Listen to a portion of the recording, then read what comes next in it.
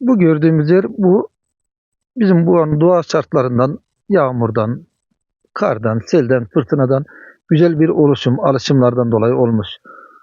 Yırköy sakinlerine yakın bir köy olduğu için burada zaten Yırköy'ümüzün bir mahallesi sayılır. Tren istasyonumuzun yanı, hızlı trenin ve güzel doğa manzaralı, güzel tam bir film seti olacak şekilde oluşan bir yer. Ve buraya yakın olanların buraları gelip görmesini isterim.